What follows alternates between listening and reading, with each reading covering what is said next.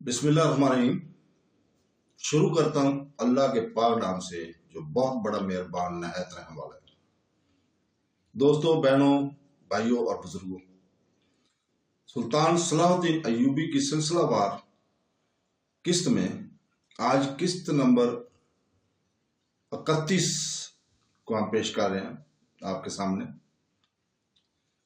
तो दोस्तों, यूसुफ सलाहुद्दीन अय्यूबी कई बार कैद खाने जाकर अबू जाफर और अली नासरी से ये सवाल कर चुका था कि वो कौन लोग थे जो जहर आलूद खंजर के साथ मुझ पर हमला आवर हुए थे, और इनमें एक ने मरते वक्त अपने किसी पीरो मुर्शद को पुकारा था। तो दोस्तों, अबू जाफर और अली नासरी बड़ी सख्ती के साथ इनकार कर रहे थे। ये सिर्फ दुश्मन की इल्जाम तराशी है, हमारा इन लोगों से कोई तल्लुक नहीं है। यूसुफ सलाहुद्दीन ने बहुत सब्र से काम लिया, मगर जब वो दोनों फितनागर मुसलसल इनकार करते रहे तो वजीर आजम मिस्र गजनाब हो गए। मैंने हुज्जत तमाम कर दी, अब मैं आजाद हूं और तुम दोनों से हकीकत अगलवाने के लिए कोई भी तरीका इख्तियार कर सकता हूं। अबू जाफर और अली नासरी ने सलाहुद्दीन की इस तंबीह को महज लफाजी समझा और अपनी बात पर अड़े रहे। दरअसल इन दोनों को यकीन था कि जल्द ही खलीफा आजद मुदाखलत करेगा और इन्हें जिंदान की तारीखी और तहनाई से निकाल कर ले जाएगा, मगर वो इस राज से बेखबर थे कि बसात उल्ट चुकी है और मिस्र का हुक्मरान शतरंज के इस बादशाह से ज्यादा हैसियत नहीं रखता जो चारों तरफ से दुश्मन मोर में गिर चुका है। आखिर सलाहुद्दीन ने अबू जाफर और अली नासरी को खाना बंद कर दिया। अब इन दोनों का गुजारा सिर्फ पानी पर था। अबू जाफर और अली नासरी सोच भी नहीं सकते थे कि नौजवान सलाहुद्दीन बगैर एक मामूली मगर इंतहाई खतरनाक तरकीब इस्तेमाल करेगा। दोनों एक दिन का फाका तो बर्दाश्त कर गए, मगर दूसरे रोज से इनकी हालत गैर होने लगी। फिर तीसरे दिन सलाहुद्दीन कैद खाने में आया और खामोशी से इन दोनों को देखता रहा।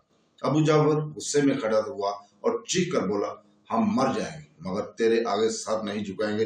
ये कहते कहते अबू जाफर पसीने में नहा गया और इसकी आवाज हलक में फंस कर रह गई। फिर वो शिद्दत नकाहत के बैच चकरा कर जमीन पर गिर पड़ा। अबू जाफर की ये हालत देखकर सलाहुद्दीन मुस्कुराया, मैं यही तो चाहता हूं कि तुम ऐसा ऐसा मौत का मजा चखो। इस वक्त से डरो जब तुम पर पानी भी बंद कर दिया जाएगा।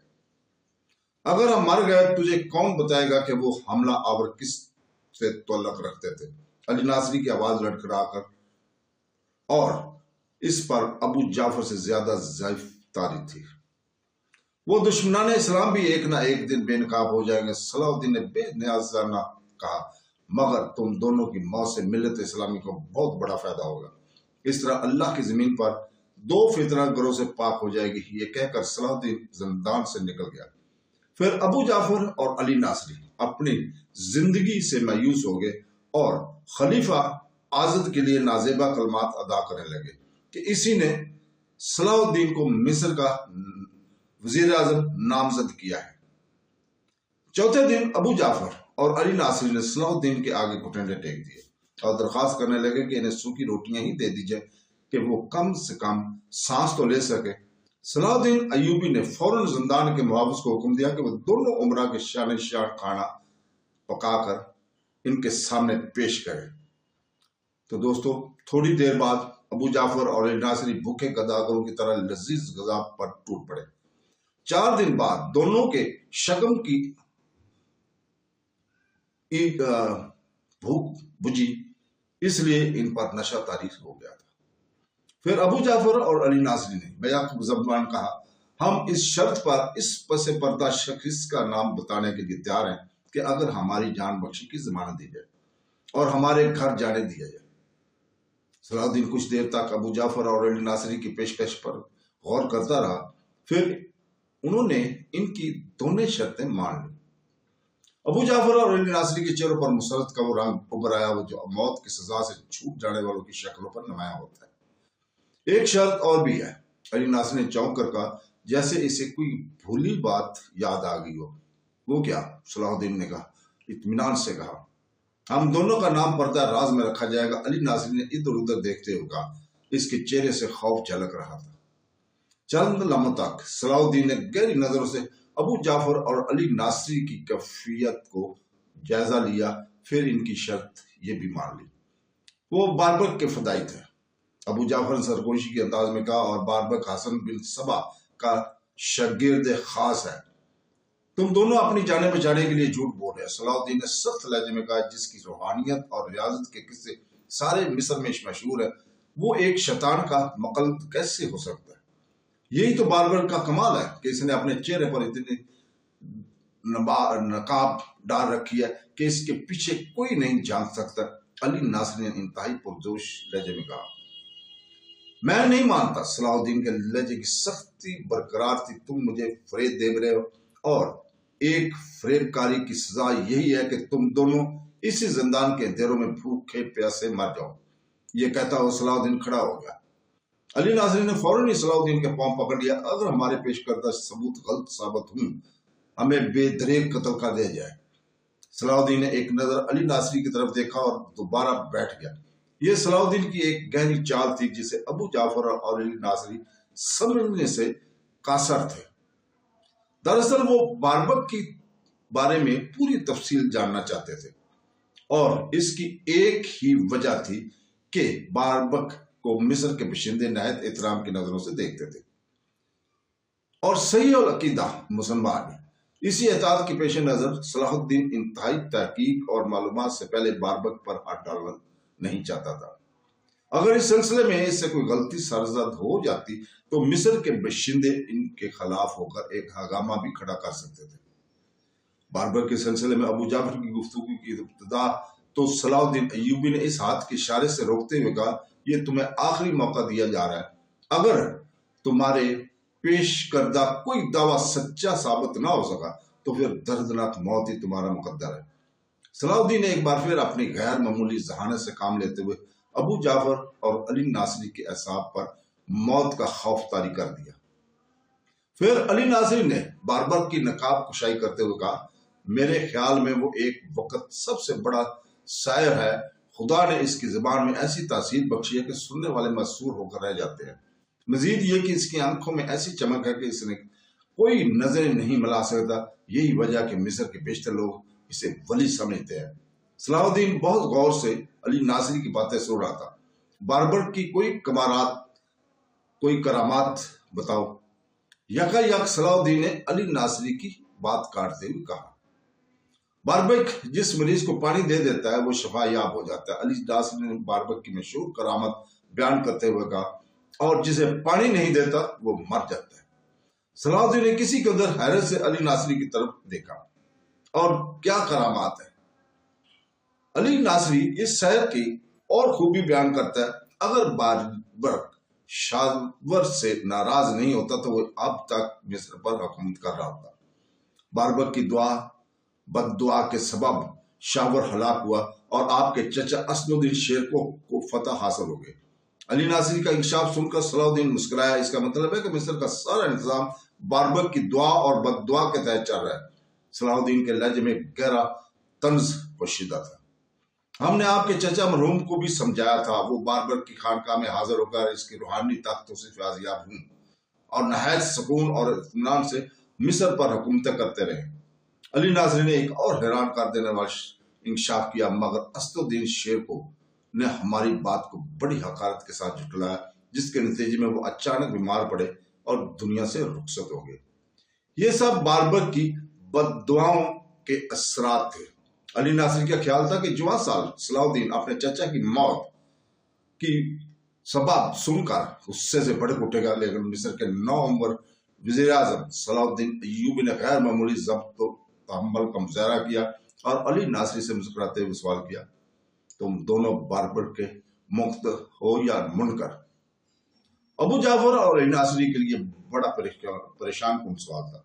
इन दोनों के ज़हन बुरी तरह उलझ कर रह गए। अबू जाफर और अली नासरी बेवक्त एक ही जाविये से सोच रहे थे कि अगर वो बारबक के मोतकद होने का इकरार करते हैं तो सलाहुद्दीन इनकी जान बख्शी के वादे से मुकर भी सकता है, और इसलिए दोनों ने अपनी जिंदगी बचाने के मसालत और झूठ से काम लेते हुए कहा, हम दोनों का बारबक से बस इतना तो लगे कि कभी कभी इसकी रूहानी मजलिस में शरीक हुआ करते थे। हमने इसके अकायद को कभी तस्लीम नहीं किया। ज्यादा से ज्यादा इस रस्म और रिवाज को दोस्ती का नाम दिया जा सकता है। अबू जाफर और अली नासरी का झूठ सुनकर सलाउद्दीन मुस्कुराया। अगर तुम इसकी दोस्ती का इकरार करते हो तो ऐसी मुसीबत के वक्त बारबक की रूहानी ताकत तुम्हारे काम क्यों नहीं आती? बारबक अली नासरी ने एक लम्हा जाया किए बगैर नया झूठ तराशा। इसी वक्त तो हमें अंदाजा हुआ कि बारबक की करामातें एक झूठों है। वो अली अलान कहता है कि मेरा मानने वाला जब भी मुझे पुकारेगा मैं इसकी मदद को पहुंच जाऊंगा। हमने भूखा रहकर 3 दिन तक कैद खाने के अंधेरों में बारबक को हजारों बार पुकारा मगर वो नहीं आया। आखिर हम दोनों इस नतीजे पर पहुंचे कि इसकी रूहानियत एक फ्रेब है। सलाउद्दीन इनके दोनों की गुफ्तगू से मुतमिन नहीं था। इसका कोई और फ्रेब बयान करो जिसका मैं अपनी आंखों से मुशाहिदा करूं। हम बस इतना ही जानते आपकी बार अबू जाफर बोला बारबक के हजारों फादेन मिस्र में मौजूद है मगर कोई इस राज से आगाह नहीं कि वो फादेन कहाँ है और किस लिबास में है। सलाउद्दीन कुछ देर तक गहरी सोच में डूबा रहा। फिर इसने अली नासिर से एक नया सवाल कर दिया। ये बात किस तरह साबित हो सकती है कि वो हसन बिन सबा का मानने वाला है? तुम्हारे बकौल बारबक तकरीर का महर और अल्फाज का जादूगर है। इस तरह वो अपनी गुमराही से इनकार करते हुए खुद को एक सही अलकीदा मुसलमान भी साबित कर सकता है। बेशक वो ऐसा ही भी कर सकता है मगर अपनी जन्नत को कहाँ ले जाएगा जो इसने खानकाह के अंदर जेर जमीन आबाद कर रखी है। ये सुनते ही सलाउद्दीन के चेहरे पर इत्मीनान का गहरा रंग झलकने लगा, जैसे कि मुसाफिर भटकते भटकते अपनी मंजिल पर पहुंच गया हो।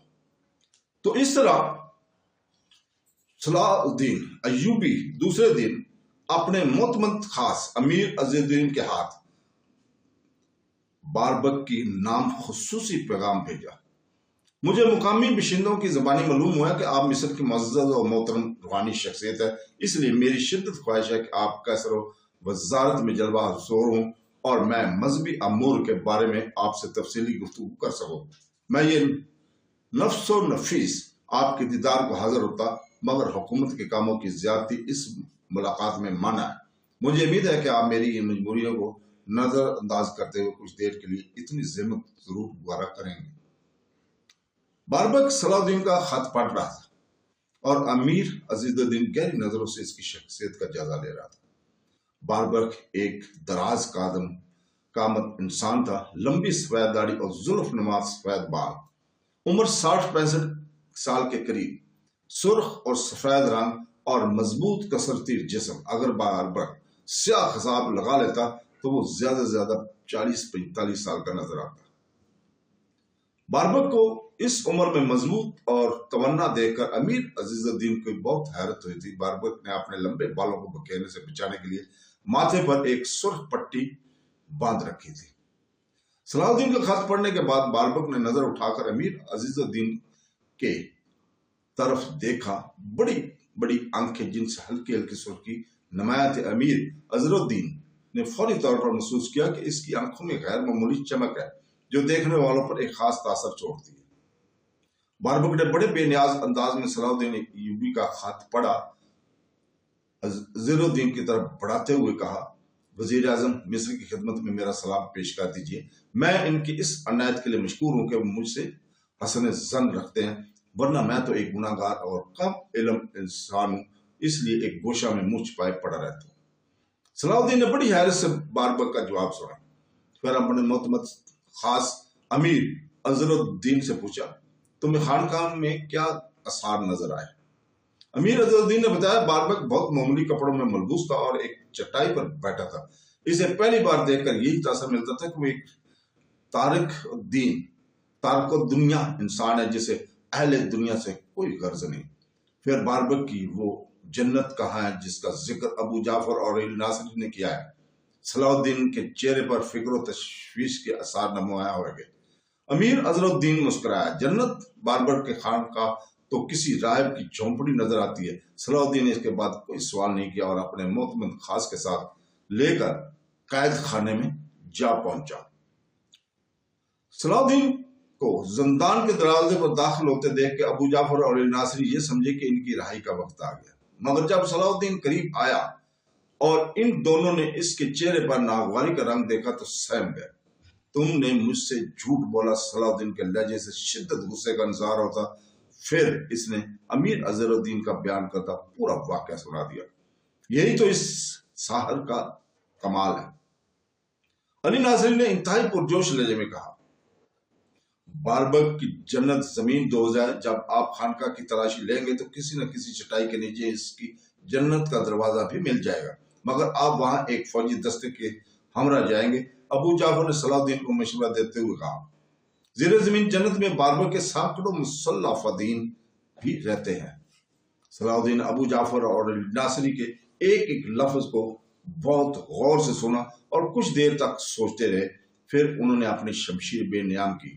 یہ منظر دیکھ کر ابو جعفر اور علی ناصری شدید خوف کے عالم میں پیچھے ہٹ گئے اور دونوں ہذیانی انداز میں چیخنے لگے، خدائے وحد کی قسم، ہم نے جھوٹ نہیں بولا، باربک کی جنت اسی خانقاہ میں ہے۔ صلاح الدین شمشیر لیے آگے بڑھا۔ ابو جعفر اور علی ناصری نے لرزتے جسموں کے ساتھ صلاح الدین ایوبی کے قدموں پر سر رکھ دیا۔ ہم آپ کی پناہ مانگتے ہیں، آپ سچے ہیں، ہماری جان بخشی کا وعدہ کر چکے ہیں۔ صلاح الدین نے پہلے ابو جعفر کی گردن پر تلوار رکھی اور پھر یہی عمل علی ناصری کے ساتھ دہرایا۔ اس کے بعد انتہائی پرجلال لہجے میں مخاطب ہوئے، میں اپنے وعدے پر اس وقت تک قائم ہوں جب تک خود باربر کی جنت میں داخل نہیں ہو جاتا۔ تم دونوں میرے ساتھ چل کر اپنے ہاتھوں سے جنت کا دروازہ کھول کر دکھاؤ گے۔ ابو جعفر اور علی ناصری کھڑے ہو گئے اور ہاتھ جوڑ کر گڑگڑانے لگے، ہمیں باربر کے سامنے نہ لے جائیں، وہ بہت خطرناک انسان ہے۔ صلاح الدین نے ان دونوں کے التجاؤ پر غور نہیں کیا۔ پھر امیر اور اظہر الدین سے مخاطب ہو کر بولے، تم ایک فوجی دستے کے ساتھ باربر کی خانقاہ کا محاصرہ کر لو، نہ کوئی شخص باہر سے اندر جائے اور نہ کوئی اندر سے باہر آ سکے، میں ابو جعفر اور علی ناصری کو لے کر آ رہا ہوں۔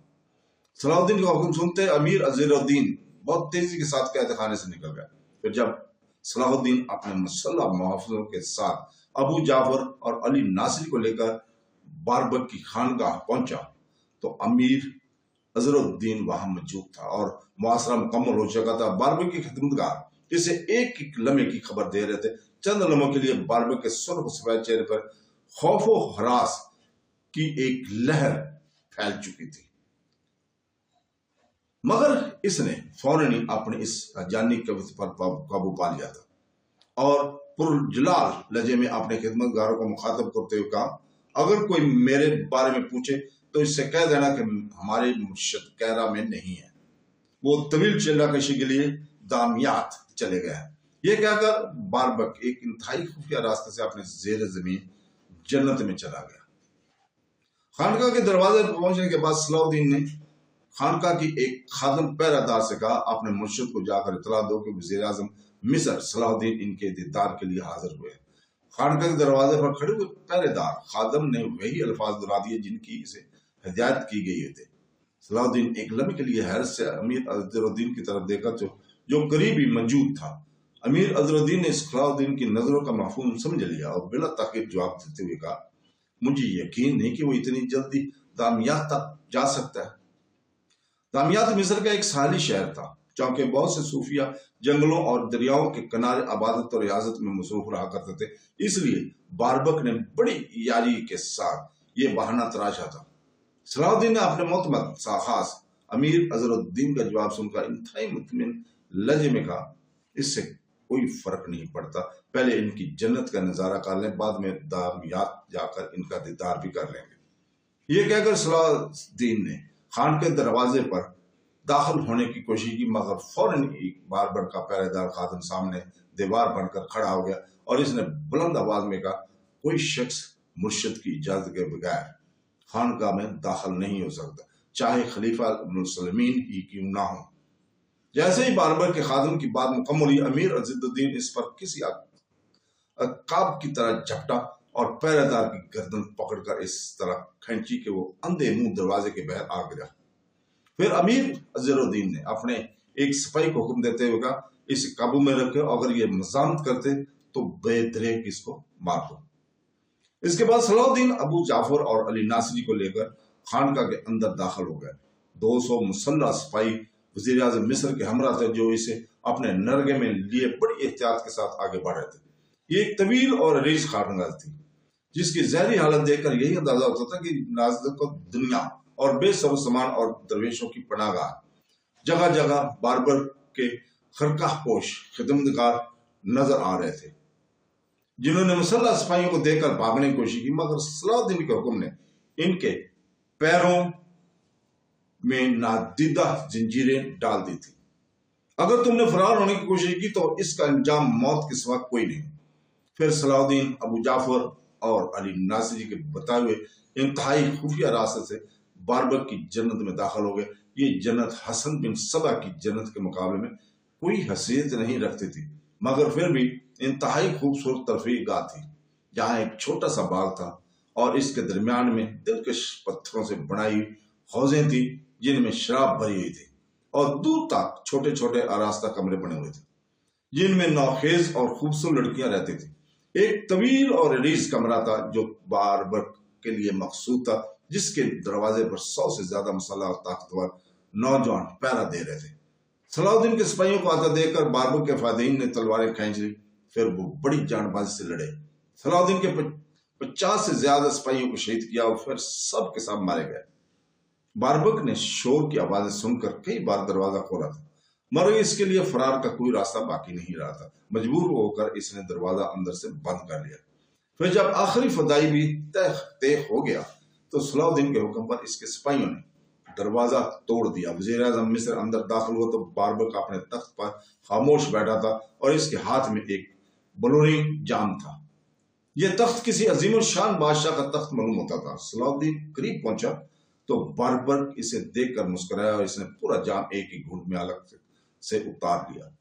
پھر خالی جام فرش پر پھینکتے ہوئے انتہائی نفرت انگیز لہجے میں ابو جعفر اور علی ناصری کو مخاطب کر کے بولا، تم نے اپنے مرشد سے بے وفائی کی ہے اور اس کی سزا مسلسل آگ ہے، یہاں بھی دوزخ اور وہاں بھی دوزخ۔ یہ کہتے کہتے باربر کے منہ سے خون کی ایک پتلی دھار بہہ نکلی۔ پھر وہ صلاح الدین کو مخاطب کر کے بولا، ہم لوگ ہر حال میں فاتح قرار پاتے ہیں، یہی تیری شکست ہے کہ تو مجھ پر قابو نہیں پا سکا، تیری بھی سزا آگ ہے، تو بھی آخری سانس تک آتش انتقام میں جلتا رہے گا۔ میں تو اپنے مرشد کے پاس جا رہا ہوں جو جنت اللہ کے دروازے پر کھڑا میرا انتظار کر رہا ہے۔ شیطان کی خبیث بیٹے، تو کتے اور سور سے بھی زیادہ ناپاک ہے۔ اگر ان حیوانوں کو انسانی زبان مل جاتی تو وہ تیرا انجام دے کر اپنے خالق سے یہی دعا کرتے کہ انہیں باربر کی طرح عبرتناک موت نہ دینا۔ نفرت اور غضب کے جوش میں سے صلاح الدین ایوبی کا چہرہ جل اٹھا تھا۔